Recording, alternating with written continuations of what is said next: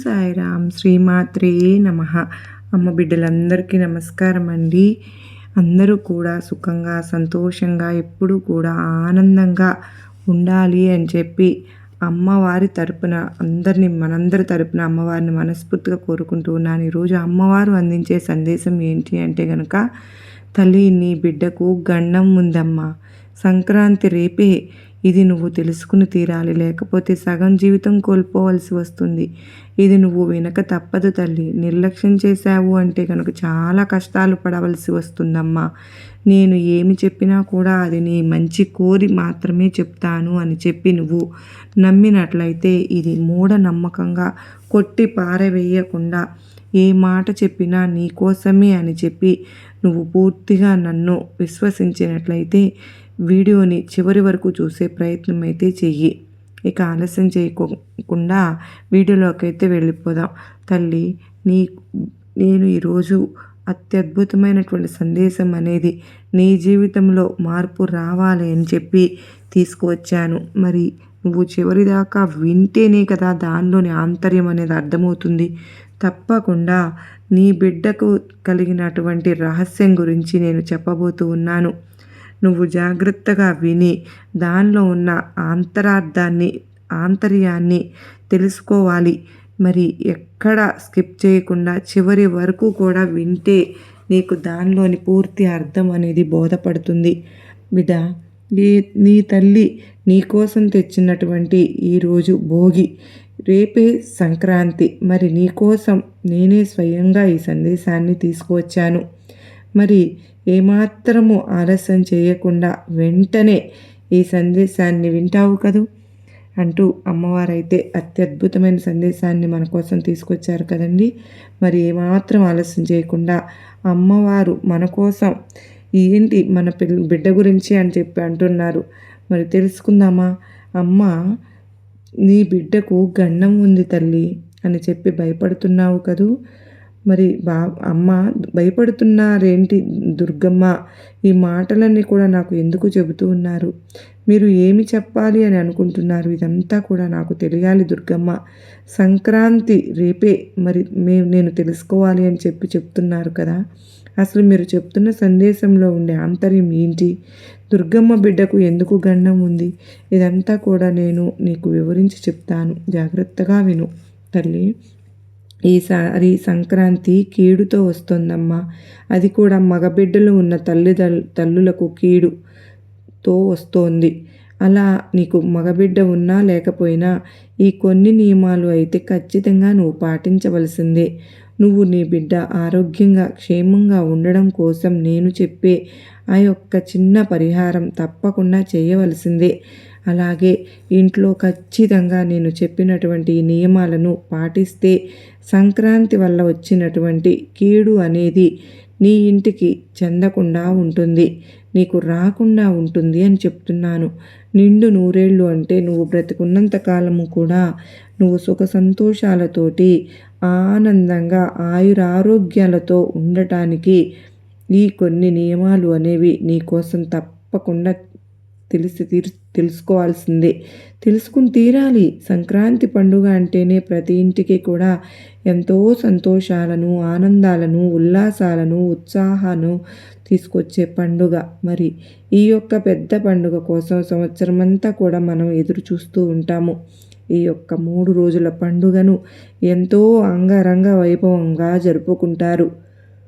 పంట ఇంటికి వచ్చిన వేళ ఆ డబ్బుతోటి ఇంట్లోకి పిండి వంటలు, పిల్లలకు కొత్త బట్టలు, అలాగే పెద్దలకు కూడా బట్టలు తెచ్చుకుని చక్కగా ఆనందంగా ఆరోగ్యంగా ఉండడం కోసం భగవంతునికి పొంగళ్ళు పెట్టుకుని ప్రతి ఒక్కరూ తమ యొక్క పండుగను ఆనందంగా ఎంజాయ్ చేస్తూ ఉంటారు.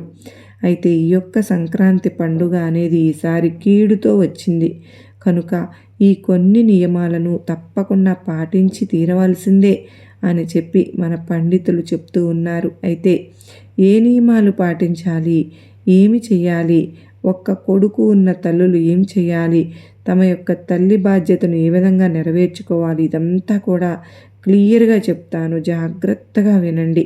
ఈ యొక్క 3 రోజుల పండుగలలో మొదటి రోజు భోగి.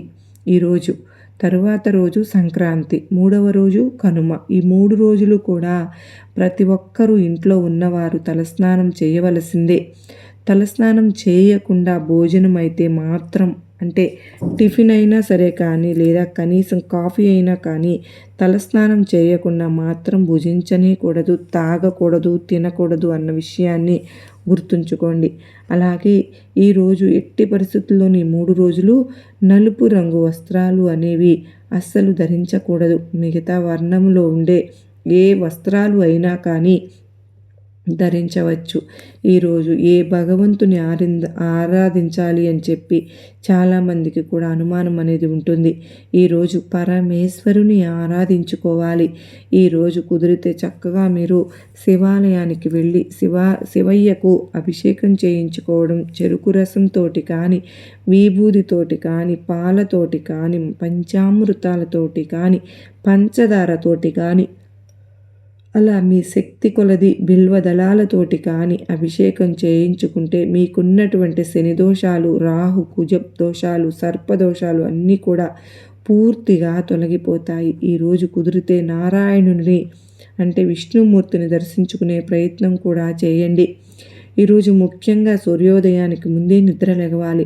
ముందు రోజు రాత్రే ఇల్లుని, వాకిలిని శుభ్రంగా కడుక్కొని మంచిగా రంగురంగుల ముగ్గులను పెట్టుకుని ఇంటి వాకిలిని చూస్తేనే సంక్రాంతి పండుగ వచ్చిందా అన్నట్లుగా అంత అందంగా ఇంటి వాకిలిని అలంకరించుకోవాలి. అలాగే ఇంటి ముందు ముగ్గును పెట్టుకోవాలి. ఈ యొక్క సంక్రాంతి పండుగ వచ్చే ముందు ఇంట్లో బూజులు అనేవి అస్సలు ఉండకుండా చూసుకోవాలి. పనికిరాని చెత్త సామాన్లు అన్నీ కూడా ఈరోజు వాటిల్లో భోగి మంటల్లో సామాను దుమ్ము లేకుండా తుడిచిపెట్టుకోవడం కానీ, కడిగి పెట్టుకోవడం కానీ చేసుకుని ఇల్లంతా కూడా శుభ్రపరచుకోవాలి. ఇది ఖచ్చితంగా పాటించవలసిన నియమం. అలాగే ఈరోజు ముఖ్యంగా స్నానం అది చేసే ముందు, అంటే భోగి రోజు భోగి మంటలు ప్రతి ఒక్కరూ కూడా వేసుకుని వారి ఇంట్లో ఉండే పాత వస్తువులు అన్నింటినీ కూడా భోగి మంటల్లో పడవేసి చక్కగా చిన్నపిల్లలకైతే భోగి పండ్లు పోసుకొని చక్కగా ఆ రోజు పిల్లలకు ఆ యొక్క నరదిష్టి తొలగిపోవడం కోసం పడుకునేటప్పుడు రాళ్ల ఉప్పుతో దిష్టి తీసి పడుకోవాలి. రాళ్ల ఉప్పు దిష్టి తీసేసుకుంటే ఇక సంక్రాంతి రోజు ముఖ్యంగా స్నానం చేసి నీటిలో కాస్త నువ్వులు వేసుకుని స్నానం చేయాలి. ఈ విధంగా స్నానం చేసి ఒక అరగంట తరువాత నల్ల నువ్వులను పిండిలాగా చేసి అందులో కొంచెం కొబ్బరి నూనెను వేసి ఆ పిండి అంతా కూడా శరీరం అంతా కూడా మొత్తం రుద్దుకొని, అంటే ఒక నలుగు పిండిలాగా మొత్తం మర్దన చేసుకుని ఒక అరగంట ఆగి తలస్నానం చేయాలి. దీనినే అభ్యంగన స్నానం అంటారు. ఇప్పటి రోజుల్లో ఇలా చేసి అంత ఓపిక, శక్తి ఎవరి దగ్గర ఉండడం లేదు కనుక ఈరోజు మీరు నువ్వుల నూనెనైనా కానీ శరీరం అంతా కూడా చక్కగా అప్లై చేసుకుని, అంటే మర్దన చేసుకుని ఒక అరగంట ఆగి తలస్నానం చేయండి. ఇలా చేసినా కూడా అభ్యంగన స్నానం కిందకే వస్తుంది అన్న విషయాన్ని గుర్తుంచుకోండి. ముఖ్యంగా ఈ యొక్క సంక్రాంతి పండుగ రోజు అయితే మాత్రం కానీ, భోగి రోజు కానీ, కనుమ రోజు కానీ ముఖ్యంగా కొన్ని ఊర్లలో వారి యొక్క సాంప్రదాయాల ప్రకారం పెద్దలకు పెట్టుకునే ఆచారం అనేది ఉంటుంది. కొన్ని ఊర్లలో భోగి రోజు పెట్టుకుంటారు, మరికొన్ని ఊర్లలో సంక్రాంతి రోజు పెట్టుకుంటారు, మరికొన్ని ఊర్లలో కనుమ రోజు పెట్టుకుంటారు. ఇలా మీ ఊరి సిద్ధాంతం ప్రకారం ఎలా అయితే నడుస్తుందో అలాగే మీ పెద్దలకు ఖచ్చితంగా బట్టలు, వాళ్ళకి ఇష్టమైన ఆహార పదార్థాలు వండి పెట్టి ఒక బ్రాహ్మణుని పిలిచి వారికి తర్పణం అనేది వదలాలి. ఈరోజు భగవంతుని యొక్క ఆశీర్వాదం కంటే కూడా పెద్దల ఆశీర్వాదం అనేది తప్పనిసరిగా తీసుకుని తీరాల్సిందే. అలాగే ఈ యొక్క పెద్దల ఆశీర్వాదం అనేది ఎవరికైతే దక్కుతుందో వారు పడుతున్నటువంటి బాధలు, కష్టాలు, పితృదోషాలు, సంతానం లేని సమస్యలు, అప్పుల బాధలు అన్నీ కూడా పూర్తిగా తొలగిపోయి వారు ఏ పనులు అనుకుంటే ఆ పనులు సక్రమంగా జరుగుతాయన్నమాట. అలాగే ఈరోజు సంక్రాంతి, రేపు పండుగ రోజు ఇంటిల్లపాది కూడా కొత్త బట్టలు వేసుకోవాలి. పిల్లలకు కొత్త బట్టలు కొని తీసి ఇవ్వాలి. ముఖ్యంగా ఏముందులే మొన్ననే కదా కొన్నాము, ఇటువంటివి ఏమీ కూడా చెప్పవద్దు. సంక్రాంతి పండుగ అంటేనే కొత్త బట్టలు. మన పెద్దలు ఎలా ఎటువంటివి వేసుకున్నా కూడా పర్లేదు, కానీ మనం కూడా వేసుకుంటే మంచిది. కానీ వాళ్ళు ఇచ్చిన చిన్న హృదయాలు వాళ్ళకు మాత్రం ఖచ్చితంగా కొత్త బట్టలు కొనాలి. నీ ఇంట్లో అయితే ఆ బిడ్డ కొత్త బట్టలు వేసుకుని చక్కగా ఆ బట్టలను చూసి మురిసిపోతూ నవ్వుకుంటూ సంతోషంగా ఆ ఇంట్లో తిరుగుతూ ఉంటే అదే సగం లక్ష్మీ కళ అన్నమాట. ఈరోజు ఎట్టి పరిస్థితుల్లో కూడా ముఖ్యంగా ఆ యొక్క పెరుగు ఏదైతే ఉంటుందో పెరుగును బ్రాహ్మణుడికి దానం ఇవ్వండి. నల్ల నువ్వులను కూడా బ్రాహ్మణుడికి దానం ఇవ్వండి. మీరు బ్రాహ్మణుడు నల్ల నువ్వులు తీసుకునే పక్షంలో ఒక చిన్నది చెప్తాను, అది చేసే ప్రయత్నం అయితే చేయండి. ఇవాళ రోజున మీరు శివాలయానికి వెళ్ళినప్పుడు మొదట ఈశ్వరుని ఆరాధించుకున్న తరువాత మీరు శనీశ్వరుని దగ్గరకు వెళ్ళి శనీశ్వరునికి నువ్వుల నూనెతోటి తైలాభిషేకం చేసి చక్కగా నల్ల నువ్వులు బెల్లం కలిపిన నువ్వులు లడ్డూలు 8 చేసుకుని ఆ 8 లడ్డూలు నైవేద్యంగా సమర్పించి నువ్వుల నూనెతోటి దీపారాధన చేసి ఆ దీపంలో కూడా కొన్ని నువ్వులు వేయడం వల్ల మీకున్నటువంటి శని దోషాలు అన్నీ కూడా పూర్తిగా తొలగిపోయి శనీశ్వరుని యొక్క అనుగ్రహం అనేది మీకు కలుగుతుంది అన్నమాట. కనుక ఖచ్చితంగా ఇలా చేసే ప్రయత్నం అయితే చేయండి. ఒకవేళ ఆ యొక్క నల్ల నువ్వులు బ్రాహ్మణుడు తీసుకొని పక్షంలో గనక తీసుకోలేకపోతే నల్ల నువ్వులు బెల్లం కలిపిన లడ్డూలను మీరు తయారు చేసుకుని భిక్షాటకులు ఉంటారు కదా, ఒక 8 మందికి ఈరోజు పంచిపెట్టే ప్రయత్నం అయితే చేయండి. పంచడం వల్ల మీకు ఉన్నటువంటి శని దోషాలు పోతాయి. తీసుకున్న వారికి ఎటువంటి సమస్యలు అయితే రావు. ఖచ్చితంగా ఇలా చేసే ప్రయత్నం అయితే చేయండి. ఈరోజు ముఖ్యంగా కొన్ని ముఖ్యమైన విషయాలలో పాటించవలసింది ఏంటి అంటే కనుక బ్రాహ్మణుడికి మోయనివ్వడం. అంటే 2 బ్రాహ్మణులకు భోజనం పెట్టినట్లుగా 2 ఇస్తరాకులు తీసుకుని ఒక కేజీ పావు బియ్యం, కొన్ని కందిపప్పు, ఎండుమిరపకాయలు, రాళ్ళ ఉప్పు, చింతపండు, సొరకాయ, తోటకూర, తీపి గుమ్మడికాయ, టమాటాలు, ఇక ఏ కూరగాయలు మీకు అయితే వీలుగా ఉంటాయో అవి ఆ కూరగాయలన్నీ వేసి బ్రాహ్మణుడికి మీరు మెయిన్గా సమర్పించి తాంబూలాలను పెట్టి తాంబూలంలో కొంత డబ్బును పెట్టి 11 రూపాయలు కానీ 116 రూపాయలు కానీ పెట్టి బ్రాహ్మణుడి యొక్క ఆశీర్వాదం తీసుకోవడం వల్ల మీకున్నటువంటి సర్వ దరిద్రాలన్నీ కూడా తొలగిపోతాయి. ఇది మీరు పెద్దలకు తర్పణం వదిలేటప్పుడు ఎట్లాగో బ్రాహ్మణ్ణి పిలుస్తారు కదా, ఆ పిలిచిన సమయంలో కూడా ఈ యొక్క కార్యక్రమం అనేది చేసుకోవచ్చు. ప్రత్యేకంగా పిలవకుండా దీనికోసమే పిలవలసిన పని లేదు. ఎటు తర్పణం వదలడానికి బ్రాహ్మణుడి దగ్గరకు మీరు వెళ్ళడం కానీ లేదా ఇంటికి పిలిపించుకోవడం కానీ చేస్తారు కదా, అటువంటి సమయంలో మెయిన్ ఇచ్చే ప్రయత్నం అయితే చేయండి. ఇక ముఖ్యంగా మగపిల్లలు ఉన్న తల్లులు చేయవలసింది ఏంటి అంటే కనుక ఒక మగపిల్లవాడు ఉన్నా, 2 మగపిల్లలు ఉన్నా, 3 మగపిల్లలు ఉన్నా ఇప్పుడు నేను చెప్పే పరిహారం చేయాలి. కానీ 2కి ఉన్నప్పుడు వేరువేరుగా చేయాలి, 3కున్నా వేరువేరుగా చేయాలి. ఆ విషయాన్ని గుర్తుంచుకోండి. దీనికోసం మీరు అన్నం ముందుగా వండి పెట్టుకోవాలి. నిండుగా ఉన్న అన్నమే ఈ పరిహారానికి పనికి వస్తుంది. నిండుకున్న అన్నంలో నుంచి 3 ముద్దలు తీసి పక్కన పెట్టుకోవాలి. మొదటి అన్నం ముద్ద, తెల్ల అన్నం ముద్దను ముద్దలాగా చేసుకుని ఒక పక్కన పెట్టుకోండి. తర్వాత ఇంకొంచెం అన్నం తీసుకుని అందులో పసుపు వేసి పసుపు ముద్దను తయారు చేసుకుని పక్కన పెట్టుకోండి.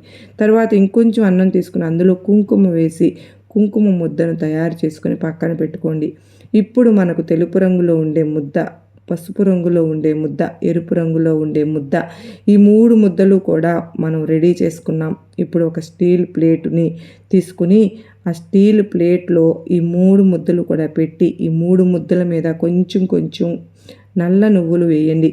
తర్వాత ఒక కోడిగుడ్డును తీసుకోండి. కోడిగుడ్డులో అతీంద్రియమైనటువంటి శక్తులు ఉంటాయి. నరదిష్టిని, నరఘోషను తీసివేయడానికి కోడిగుడ్డు అనేది చాలా అద్భుతంగా ఉపయోగపడుతుంది. ఈ కోడిగుడ్డు మీద కాటుకతోటి ఇంటూలాగా అంటే రాంగ్ సింబల్ ఉంటుంది కదా, అటు ఇటు గుర్తును వేసేయండి. తర్వాత ఆ గుడ్డును కూడా ఆ అన్నం మీద ముద్ద మీద పెట్టి మీ యొక్క పిల్లవాడిని సాయంత్రం పూట ప్రదోషకాలంలో సంక్రాంతి పండుగ ముందు రోజు, ఈరోజు సాయంత్రం 6 గంటల నుంచి 12 గంటల లోపు ఈ యొక్క పరిహారం చేసుకోవాలండి. మీరు మగపిల్లవాడికి ఇంటి బయట అంటే గేటు బయట కాదు, రోడ్డు మీద కాదు, మనకు పంచ ఆవరణం ఉంటుంది కదా, అట్లా వాతావరణంలో కూర్చోబెట్టి చక్కగా మీరు తూర్పు ముఖంగా కూర్చోబెట్టి పిల్లవాడికి ముందు సవ్య దిశలో ఆ ప్లేటును పట్టుకొని కుడి చేతి వైపుకు 3 సార్లు, అసవ్య దిశలో ఎడమ చేతి వైపుకు 3 సార్లు తిప్పేసి ఆ పిల్లవాడిని లోపలికి వెళ్ళేటప్పుడు కాళ్ళు చేతులు మొహము కడుక్కొని లోపలికి వెళ్ళి ఒంటి మీద ఉన్న బట్టలు విప్పేసి వేరే బట్టలు వేసుకోమనండి. కుదిరితే స్నానం చేసేయమనండి.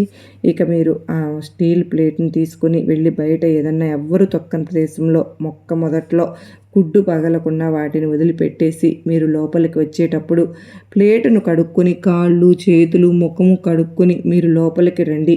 అట్లా 2 పిల్లలు మగపిల్లలు ఉంటే 2 ప్లేట్లలో చేయాలి, 3 పిల్లలు ఉంటే 3 ప్లేట్లలో చేయవలను. ఇది తల్లి మాత్రమే చేయాలి. ఒకవేళ పిల్లలు అమ్మమ్మలు వాళ్ళు ఇంట్లో, నానమ్మలు వాళ్ళ ఇంట్లో ఉంటే కనుక అమ్మమ్మలు నానమ్మలైనా గుర్తుంచుకోండి. కన్న తండ్రి కూడా చేయవచ్చు. ఈ విషయాన్ని కూడా గుర్తుపెట్టుకోండి. ఖచ్చితంగా ఇలా చెయ్యాలా అంటే చేయాల్సిందే. ఇది మూఢనమ్మకం అని చెప్పి అనుకుని అపోహపడవద్దు. ఒకవేళ మూఢనమ్మకం అయినా కానీ చేస్తే ఏం నష్టపోతారు చెప్పండి? మీ పిల్లలకు ఉన్నటువంటి దిష్టి పోతుంది కానీ తప్ప ఎటువంటి నష్టము జరగదు. దీనికి డబ్బు ఖర్చు కూడా లేదు. ఒక్క గుడ్డే కదా మీరు కొనుక్కునేది. కనుక ఖచ్చితంగా ఈ పరిహారం అనేది ప్రతి మగ పిల్లవాడు ఉన్న తల్లులు చేసుకుని తీరవలసిందే. ఈ విషయాన్ని అయితే గుర్తుంచుకోండి. ముఖ్యంగా ఈ యొక్క సంక్రాంతి పండుగ రోజు మినపగారెలు కానీ, మినప సున్ని ఉండలు కానీ, మినుములతో చేసినటువంటి పదార్థాలు కానీ ప్రతి ఒక్కరూ తినాలి. మినుము ఈరోజు ఎవరైతే తింటారో ఆ రోజు రేపు ఇనుము తినిపిస్తాడంట దేవుడు వారి చేత. కనుక సంక్రాంతి పండుగ రోజు మినప పదార్థాలు అనేవి ఖచ్చితంగా తిని తీరాల్సిందే అన్న విషయాన్ని గుర్తుంచుకోండి. అలాగే సంక్రాంతి పండుగలాగా లోగా మీరు ఇంటిని శుభ్రపరచుకోవడం మాత్రం ఎట్టి పరిస్థితుల్లో కూడా మర్చిపోవద్దు. ఆల్రెడీ చేసేసుకున్నారు కదా.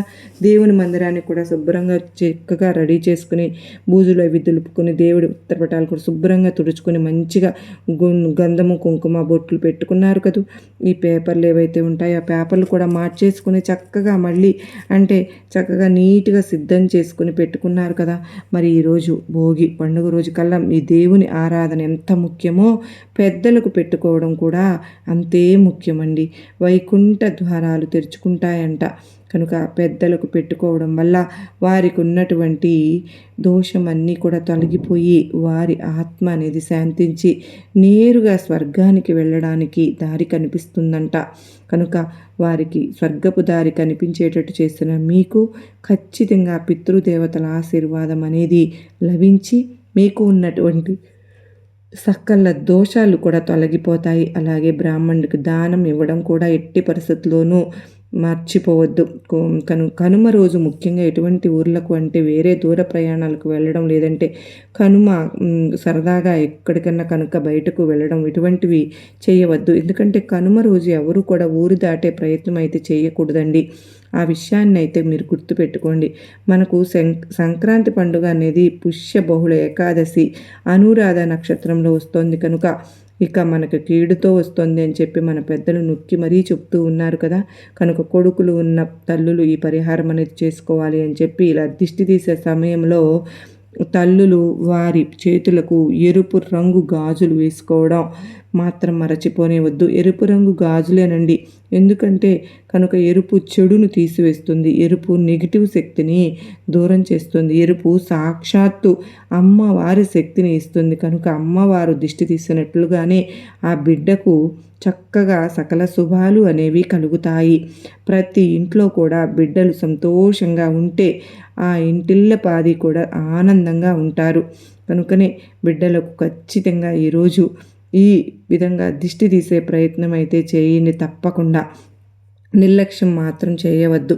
ఇప్పుడు బయట ప్రమాదాలు ఎక్కువగా ఏ విధంగా జరుగుతూ ఉన్నాయో మనం చూస్తూ ఉన్నాము. అలాగే చిన్న చిన్న పిల్లలకు హార్ట్ అటాకులు రావడం, చిన్న చిన్న పిల్లలకు పక్షవాతాలు రావడం, బ్రెయిన్ డెడ్ అయిపోవడం, ఇటువంటివన్నీ కూడా జరుగుతూనే ఉంటున్నాయి. చిన్న వయసులోనే అనారోగ్య సమస్యలకు గురి అవుతూ ఉన్నారు. మన పెద్దలు ఏది చెప్పినా కూడా దాని వెనుక ఏదో ఒకటి అర్థం అనేది దాగి ఉంటుందండి.